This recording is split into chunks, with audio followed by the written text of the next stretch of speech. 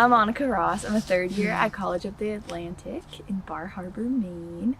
And in the summer of my second year, I went to Mount Desert Rock, where there's an island research station of the colleges. And I went out there with about 15 other people. And we all did projects studying the ocean and the wildlife around. And my project, we went out there to study the behavior and familial interactions of herring gull nests.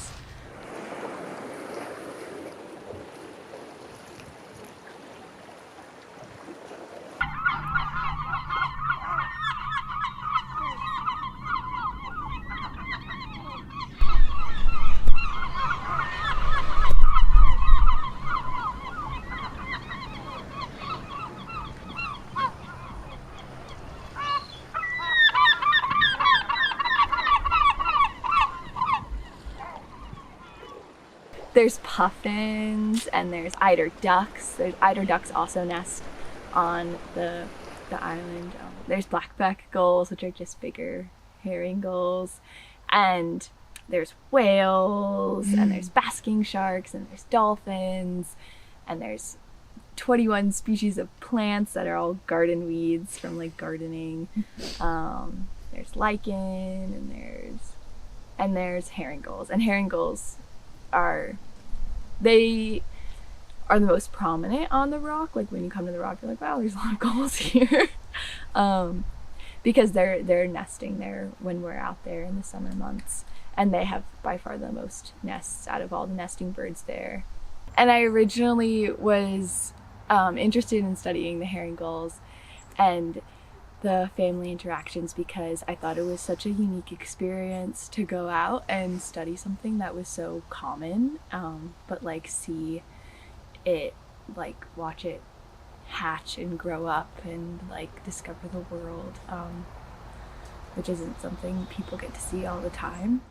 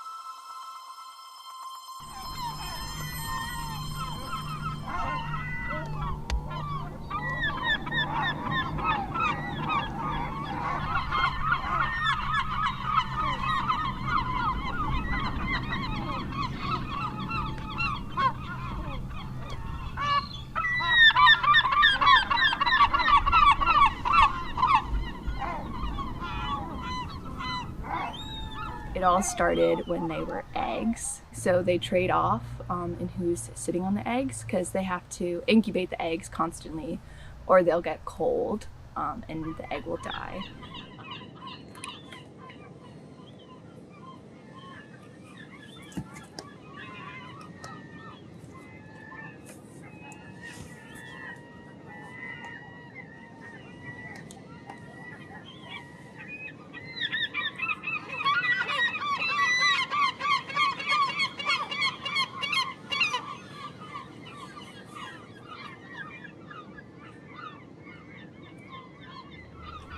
I had never touched a live egg before, and it was just like so heavy and like so warm, and it was like so scary, like holding the egg. Yeah, and then eventually we would go into the way of the egg and there'd be like a little hole in the egg and you could see the little beak kind of poking in and out, and you can maybe see like their little wing. And that was when the egg started hatching, which is called pipping, where they're like pecking out of their egg. And it can take like a couple of hours or a couple of days. Like I remember sometimes you'd be like, oh, the egg's pipping, like let's go check if there's a chick today, and it would be like days before there's any chick because they have a lot of shell to peck away, and they're just a little chick.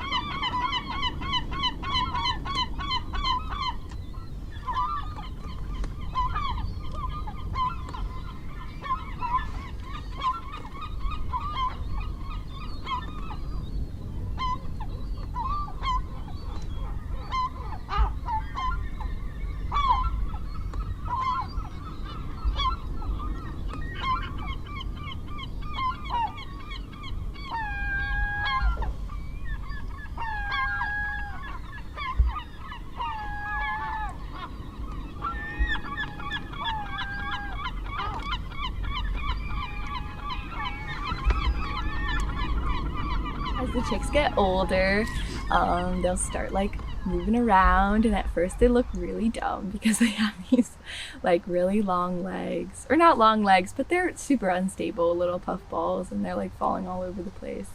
And they're really curious because they're like seeing the world for the first time, and they're like exploring all the different parts of their territories, which is also really cool to see, because when the herring gulls were just had the nest, like you just saw their nest, but then as the chicks like started to move around, they started to kind of define what territory the parent was protecting.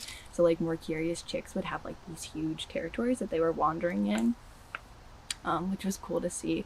But then as some chicks got older, especially in this one nest that was like in a more crowded area, some of the chicks were like really curious about this other nest, and the chick would wander over to that nest like all the time, and would be like, what's that chick doing? Like the parent would get mad at it, like because it saw a chick clearly coming into its territory, and the parent was like, I don't want you here.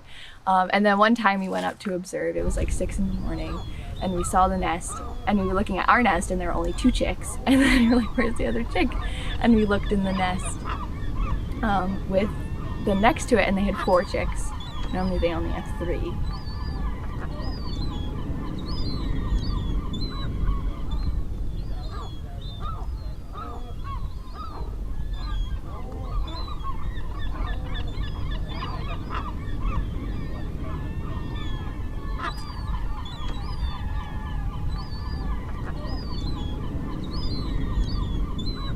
We were told that like when chicks get in the wrong territory, like the adult will snap their necks, like they'll kill them. But the chick was like fine, and then the chick was like snuggling with the other like siblings.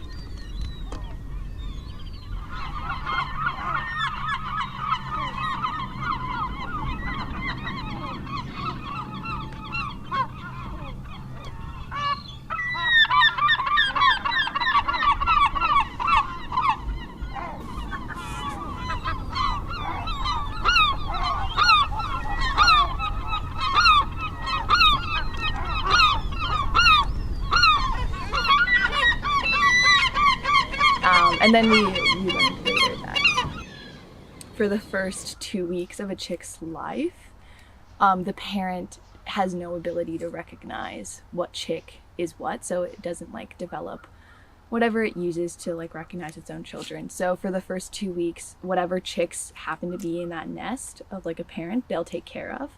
And so they can like adopt chicks a lot, like chicks that are from nests that aren't doing too well will like wander over, and all of a sudden they're like, the nest has 4 chicks and it will take it on as its own. But then after 2 weeks, the parents recognize their own children, and they're like, well, you're not my kid. And then once you start going into other territories, the chicks that are older than 2 weeks, that's when they get in a lot of trouble, and they get attacked, which is really scary to watch.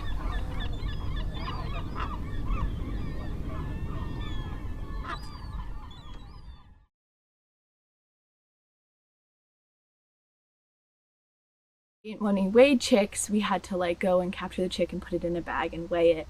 And the other chicks, like part of the stress of that was that the other chicks would like run away from us because they'd be like, well, I don't want to get caught. But in this one nest that was in the denser area, the youngest chick, which was like so tiny at the time, like such a little puffball, didn't run away, and it actually came up to us and bit our hand, which like wasn't actually biting. Like there was like, but it's like, it was like a really weird thing to do because it didn't go hide. It was like, oh, you have my sibling, like I'm gonna bite you, which was like, yeah, it's just they have different personalities and they're different braveries.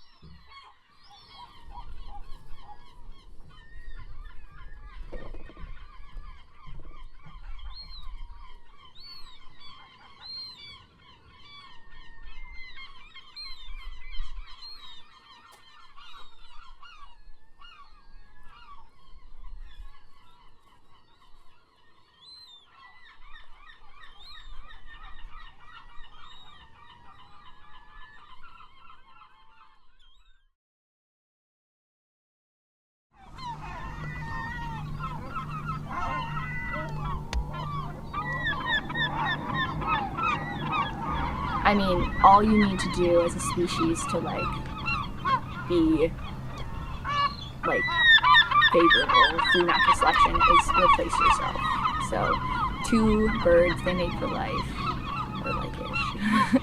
They have to produce 2 living chicks, and they may have a clutch size of 3 from the time they're 4 to like the rest of their life. Like the oldest herring gull recorded around here is like 19 years old. So that's like a lot of chicks that they have, and a lot of them die. Blackbacks, which are like a bigger gull that are part of the colony. And there's like fewer blackbacks on Mount Desert Rock. And, you know, they have to fend for their chicks too, and they have to get food for their chicks too, and they happen to be big enough that they can kind of overpower the herring gull nests, and it tends to happen a lot. So like if a blackback will, if a chick wanders too far out of its territory and a blackback's nearby, the blackback will just eat it, and then it will later feed its to its own chicks. And then it happens a lot, like we noticed that it happened more when it was foggy out. Like blackbacks have trouble, like it's harder to hunt when it's foggy, so like it'd be foggy for a couple days and all of a sudden there'd be 6 like chick bodies like that have like these slices in their guts, which is like how you know that a blackback came and bit it. But yeah, but the blackbacks are also really good. Like they protect the colony. There's these things called like skuas that come in and they would like completely destroy the colony, but the blackbacks go and attack them away. So they just are trying to feed their chicks too.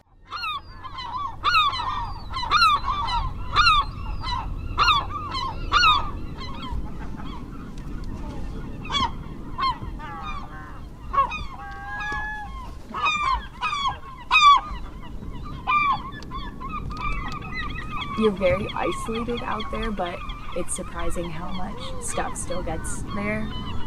Like there's not as much litter as like on some beaches, but there's quite a bit of plastic that makes its way out there. There's a lot of buoys, there's some lobster traps, there's a lot of plastic, mostly balloons, make it out there. And you'll see the animals interacting with it. Like you'll see a gull trying to eat a plastic bag or trying to feed its chick a plastic bag, which is really sad to watch. Or they'll be, especially when the chicks get older and they start trying to like feed themselves, so they'll like go out with their siblings like most of the time, and they'll like leave their own territories and like be like nibbling on plants and like seeing what's going on. And they'll like oftentimes like be playing with like a plastic bag, and I don't know if they're trying to eat it necessarily, but they're definitely like putting it very deep into their mouths.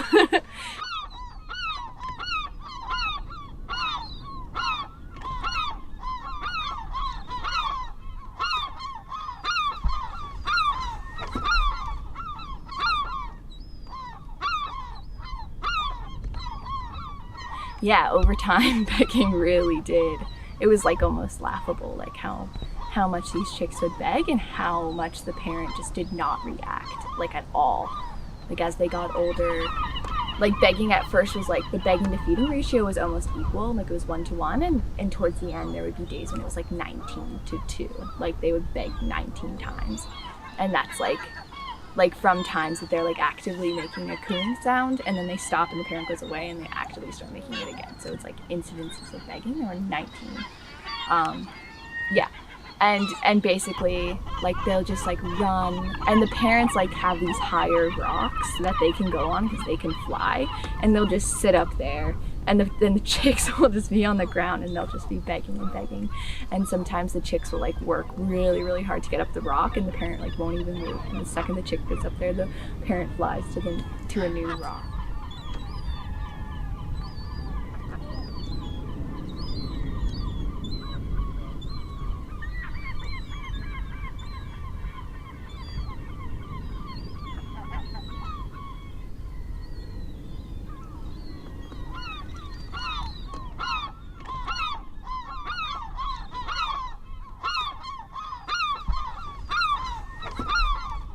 The development of herring gull wings is like just so crazy how much they transform in such little time. But they start out as these little fluffy nubs, and they like always try to flap them, and they try to like jump when they're really young, and they clearly can't fly. But then once they start like really flapping and they'll get some air, like they don't know how to land, and there'll be like a lot of injured wings and stuff.